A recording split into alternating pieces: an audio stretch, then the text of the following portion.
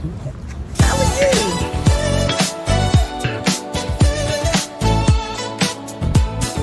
Keeping it real, keeping it real, keeping it real with Shannon, shining through, laughs and insight, shining so bright. Keeping it real, it feels so right. Still keeping it real, keeping it real, keeping it real. Hello, and welcome to the show tonight. So, thanks for Hi. joining us. So, how you doing, my little co-host? How you doing? I'm doing good. Fantastic. Good, because I'm so excited about our two guests that's on tonight. They are two young men that really have a lot to say, and it really is gonna, shine the light on mental health well-being, because we all got some form of it.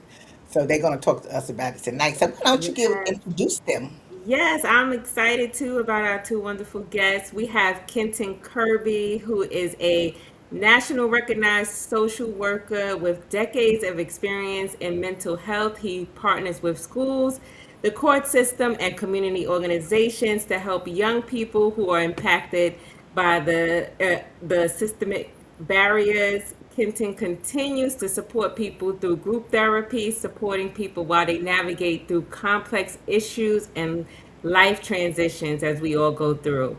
And we also have Corey Steele, who runs a mobile bartending company, and he makes, I hear, fantastic cocktails. I can't wait to try those cocktails. I love a good one. And he also has a podcast where he interviews authors, publicists, and fellow business owners with their life journeys in their careers. So let's welcome Kenton and Corey.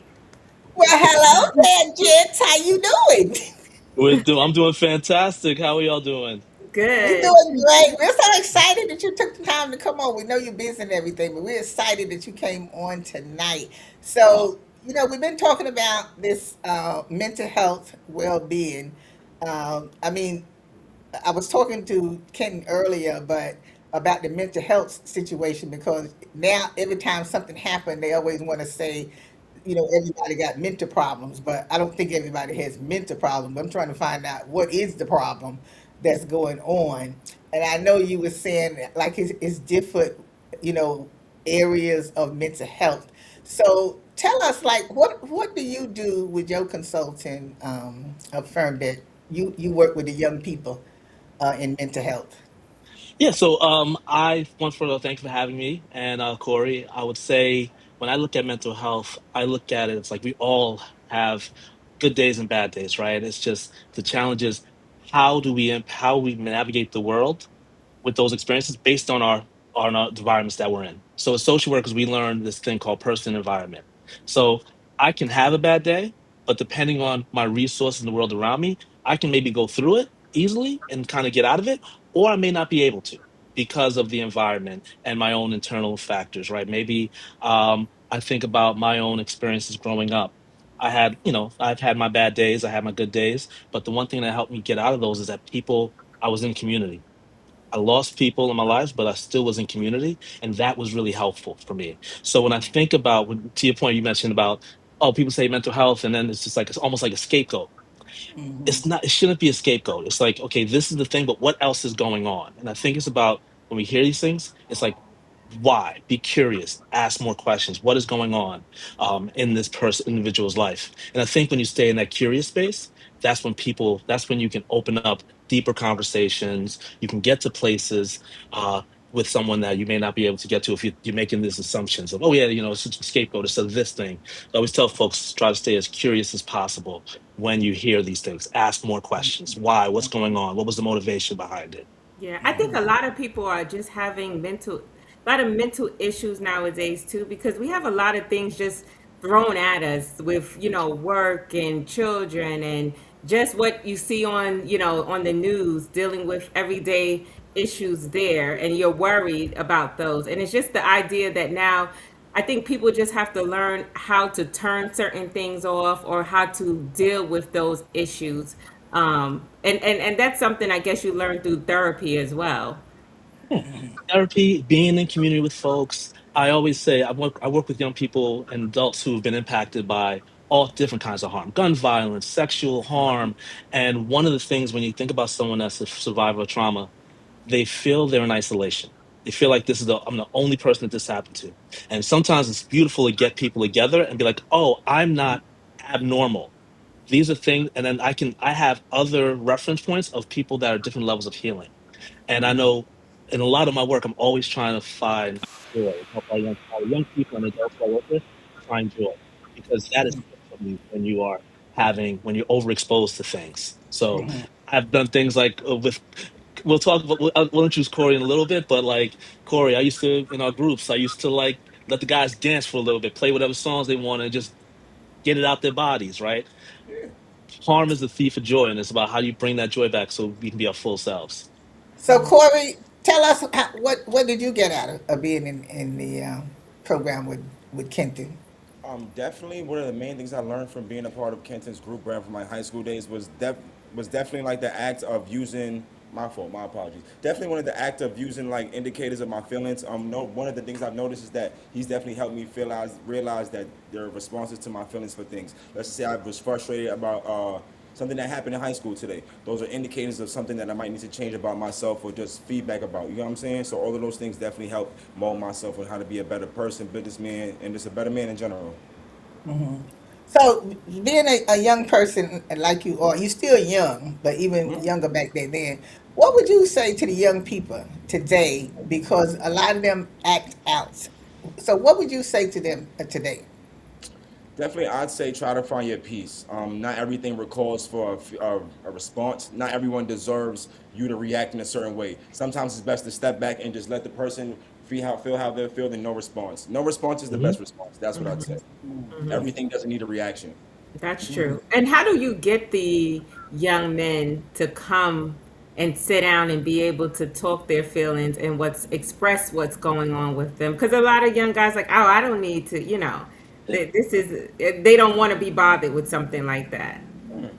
Prime example, I've learned to connect with people through like similarities and empathy. That goes a long way. Me as somebody who's one been experienced from going to college, dropping out of college, growing up in Brownsville, moving out of Brownsville from a business. As there's many things of ways I can inspire people and relate to other people. I've been in the like the judicial system, from like going in the court in and out with the family court system with my mother. So definitely, there are a lot of ways I can relate to people. If there's a 16-year-old having problems with his mother back home, I know how to relate to that. If there's a college kid who's having trouble trying to figure out his passion, doesn't know what his career is, he's between two different courses in life. You know what I'm saying? I can relate to that as well. If there's a business owner who just now getting his foot off the ground and doesn't really have any much clients, I can relate to that. I've been in that same predicament when I was 24, so I understand different scenarios and different aspects of life already at 26. So Kenton, Yeah. sometimes sometimes when I see things going on, not just even with the young men, because we got some young ladies too. I mean, Hmm. that's really out there. You know what I'm saying? And we Hmm. need to bring them in as well. So, do you think, when they are young like that, just like Corey was saying, sometime when he was feeling certain ways and things would happen, that if they don't get help when they're younger, that this passes on as they get older, and that's why it's so hard to, be in relationships, particularly with men and women that get in a relationship with each other, and it's just like turmoil because something is not right, something is going on with one of the people. So sometimes it's like trauma from when we Hmm. was younger, and they bring it on into adulthood. Oh, absolutely. I'll say it's not about just getting the help early. It's about getting the right help. And and I think that's on us as like for people that provide that support to young people. It's about are we talking at them? And if we're talking at them, we're going to lose them. And there are indicators, many of us, that when we're talking to young people and we're talking at them, you got to do this. I've been down this road. I've been down this. What are you thinking? You can see it on their faces. Uh-huh. They've checked out. Uh-huh. So that is something where it's like, how do you show up in a way where I want to know what is going on with you. And always go back to this point of how do, as providing service to young people, I am curious about what your experience is like. I grew up in New York City, but I grew up in New York City back in the 80s. You're growing up in New York City. It's 2025, 2026. Yes, the same city, different animal. So tell me what it's like for you, and truly stay in that space of. In my trainings, I always talk about radical curiosity. Even if it sounds familiar to you, ask more questions because there are things that will open up. And I think I've mentioned in the past in like earlier conversations of like, how do you short circuit the expectations of how young people expect us to respond? Like sometimes they say things to get the response, but why not give you something different and see how you respond to that? And sometimes it be something as simple as like, I'm sorry, my bad, I didn't mean to do that. So do you think they do? Because like Tiffany had said earlier about some of the kids, not all of them, because we got some fantastic young people that's doing great things. But like when they disrespectful sometime, and you want to know like where is this coming from that you Yeah. feel you can disrespect older people, particularly older people. That's the one that I have the problem with. But Yeah, people like say, well, I don't even be bothered with them. I don't say anything to them. That's just them. It ain't my child, whatever. yeah. But I still feel as adults, we need to still say something to them because it's the way you approach them. I mean, like when I used to see the young men they be on the corner and they be like talking to each other like, oh, well that bitch, she this and that bitch. And so I had to ask them like, who are y'all talking about? Who are you calling a bitch? Yeah. And they tell like, oh, miss, we were just talking about our girlfriends. You calling your girlfriend a bitch? I say, Mm-hmm. so if you calling her bitch, then that means you calling your mother a bitch because she a woman too. Why Mm-hmm. you can't say honey, my sweetheart, my honey, or something like that? He said, Yeah. oh, that's just the way we talk. I don't know Yeah. where that comes from, So, where the disrespect of I think women. it I has to don't have know if it's that brought in generation. the household or what. It's like they're almost raised to like hate girls and hate women, so they grow, and that's where the turmoil in the relationship start. As they get older. Yeah. Yeah. Corey, were you about to say something? Because I have thoughts because we talked about this in group a lot. Oh But yeah, you go definitely. ahead, bro. No, I was just making a little remark about that. It's definitely skipped the generation that happened after, like, you know what I'm saying, after the 21st century babies. They definitely there's a barrier of respect, and I realize this. But it's do I feel like it can be bridged back? Yes, but with time. And I realize that like the lack of I'll notice this from like my high school experiences and everything. We would still have mannerisms towards adults. Like let's just say I'm on a bus and I see a couple elderly women with me. I wouldn't use as much vulgar or like you know what I'm saying. If I'm in the park and I see children around me, I would not smoke weed and right next to children. You know what I'm saying? We still had etiquette around this, but certain things just because it was drifted away as we gotten older, we can still teach the significance of it because Mhm. yeah, there's a need for it, and two, it's not like we can just get lost in our times and sense. We just become foolish because of what society has taught us. No, we still have to remember their morals and their, you know what I'm saying. We have to act as if there are people aren't watching us. Yeah. And I well, think before you talk, kitten, we're going to okay. take a quick break and we're going to come back to hear what you have to say. We'll be Okay. right back.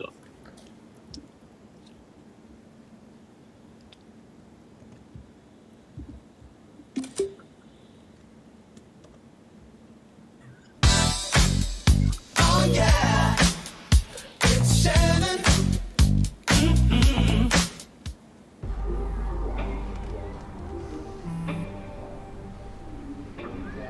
I don't know why you're so sad. You've got a roof over your head. You gotta stop with that depression stuff. You alright? It just feels like it's coming from everywhere. Do you want to talk about it? You can talk to me if you're feeling sad. Whenever you need to talk, I'm here, okay?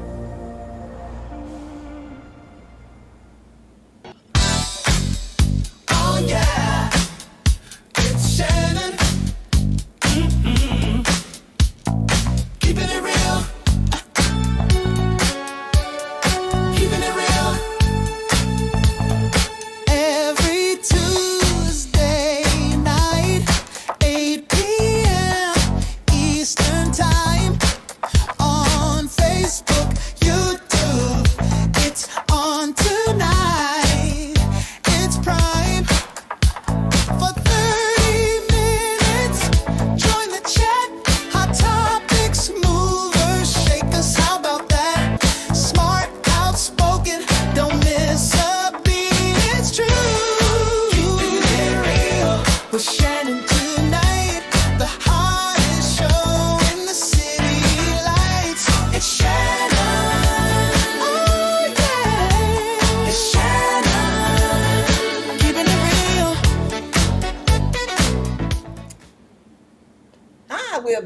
Thanks for joining us. Ken, before we went to a break, you was about to say, Yeah, I was gonna say how that disconnect between these young folks, young men specifically. I'm talking about specifically young men. One side, they like idolize and put their mother or siblings, sisters on a pedestal, but then on the very other side, they talk about the significant others or women that they're engaged in physically and sexual relationships with this disparaging language. The disconnect is, I think, is connected to a couple things, and I could be wrong, but I thought about this a lot. I think it's like kind of black male socialization, how we even socialize as black men.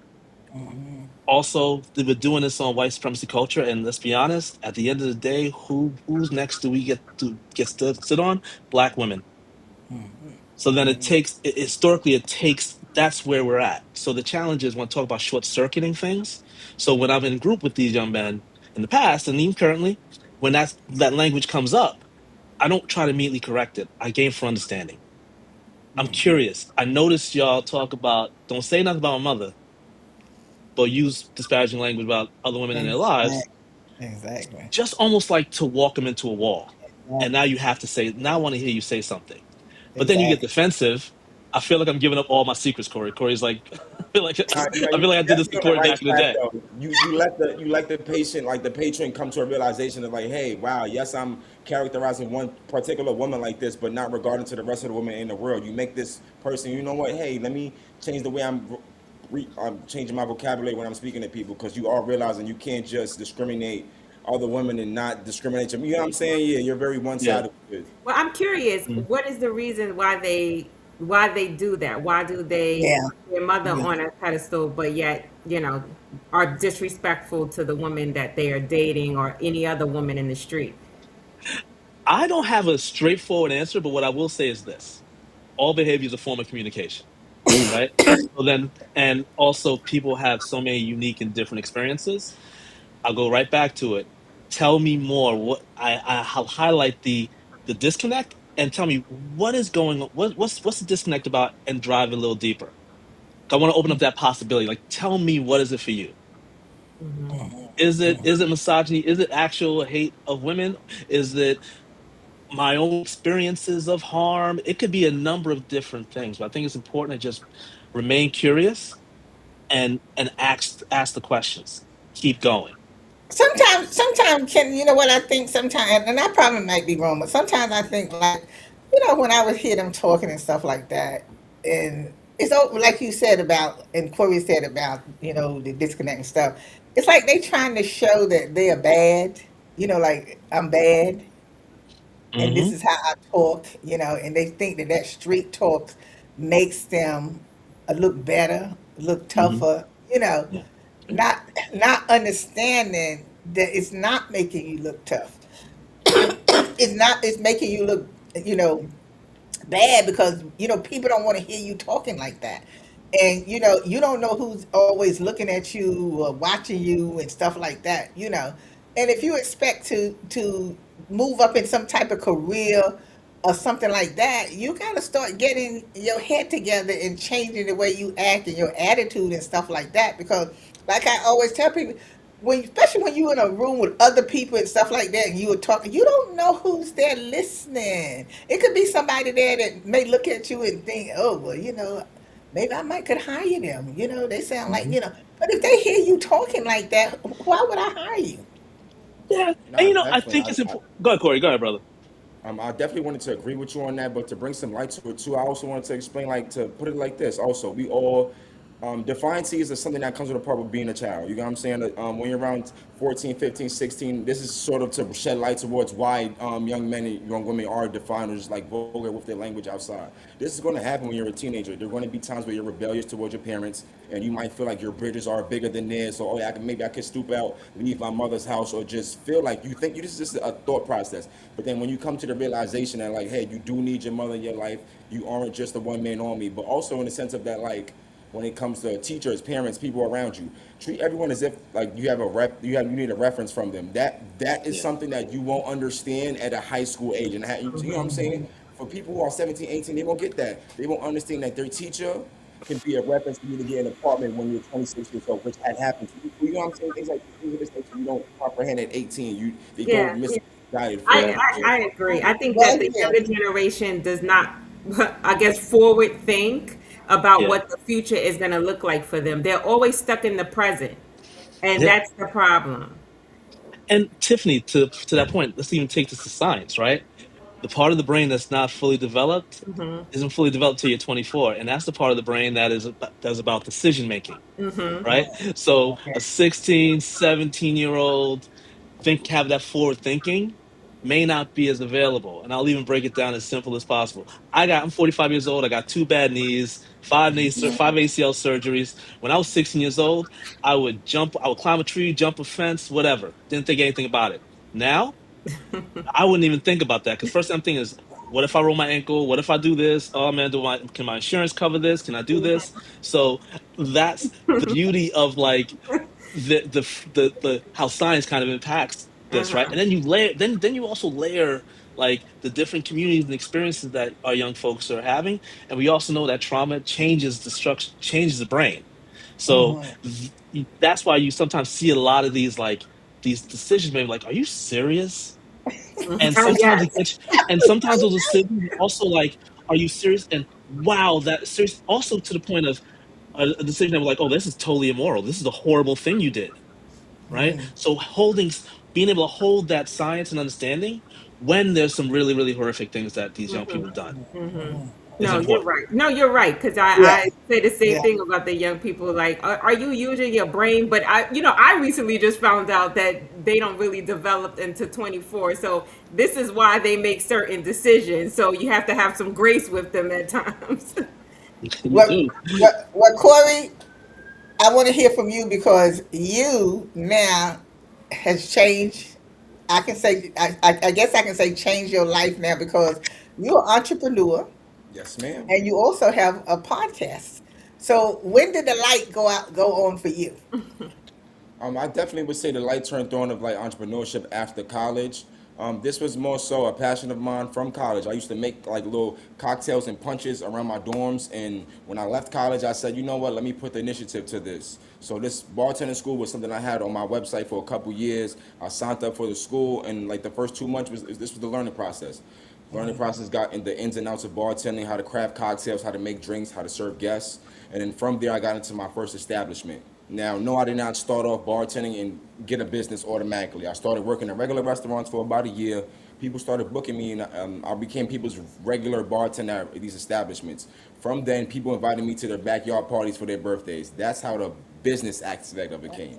And since then, I've been traveling across Airbnbs, private events, weddings. Now I serve over hundreds of guests, and I've done events for TikTok, Dell Technologies, and even Notion. It's a blessing. I love it so far. Oh, Okay. so proud, man. Oh, all right. So that's why all them drunk college kids was on campus drunk, huh? 'Cause Definitely. you were making them cocktails. Yes, ma'am. That's the perfect people to start off with, right? Absolutely. So tell us about your podcast. Okay, so Drink Your Fantasy TV. This is something I've actually found I'm very passionate about because communicating with people is something I find very deeply into. Being a bartender, you have to kind of be a therapist that people get to know their ins and outs, their lives. And I realize when I get to talk to people, I get their vulnerable side out. You got what I'm saying?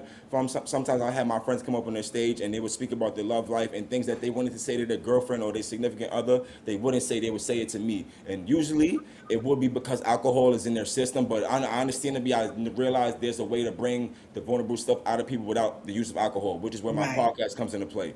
So I started interviewing book authors, poets, politicians, and just public relation artists, and people in just the business aspect in general, getting to know their real story about what they wanted to do and see if they can inspire other people. Well, that sounds wonderful, Corey. I mean, that's really good. I mean, are we coming on the podcast? I would love to have you ladies on there, of course. It would be my pleasure. Wait, Thanks, we and can you want we to can go? get a few drinks first, you know. Definitely. I'd love to have you ladies on the podcast. That sounds fun, for real. Oh, them before me? Oh, No, okay. let's make it happen, brother. Yeah. 10 Ladies years. first. 10 years, Corey. I said y'all before me. I've known this brother for 10 years. I know I'm You grown. haven't been on the podcast, Ken? Oh my God, Nope. I Corey, gotta shame roll the on you. red carpet out for Big Brother. Shame on you. What, Ken? Now, what's coming up from you now? What else are we going to see? You are continuing, going into the schools. You continue your meeting with the groups. Um, Yeah. I'll be continuing working with age organizations that really want to make sure that they're doing work where they are meeting the young people where they're at and actually staying curious. I'm continuing to run groups with folks that who caused harm, have been harmed. And yeah, I'm always looking for folks that want to partner with CVK Consulting. We have some great partnerships and we're doing some really great work.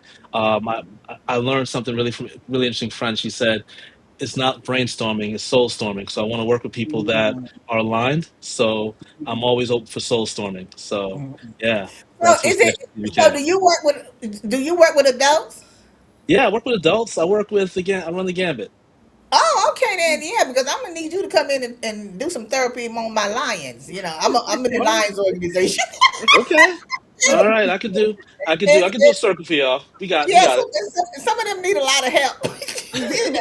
I'm gonna have to invite you to come in and do that. And Corey, we're gonna have to invite him to come to one of the The lines event, so he can yeah. make some drinks. He can make some drinks for us at the meeting and stuff, and talk about what he does and stuff. So I'm just so excited that y'all took the time, Thank to you. come on and talk to us and share, your experiences and what you're doing. And I'm just kidding. I'm so thankful that you're working with the young people. I really am. I mean, I did education for 38 years, and I saw what went on with the young people and the children and the parents and stuff. And and now it seems it's gotten worse since that time. But with people like you, people like Corey talking to the young people and stuff like that, I think we have a chance. So thank you again for, Thank you. coming on and sharing your information and stuff. And, please, we're going to do something together. So we All want right. to thank you for joining us tonight. And Thank you. we want to thank our guests again. And as always, we'll see you next time.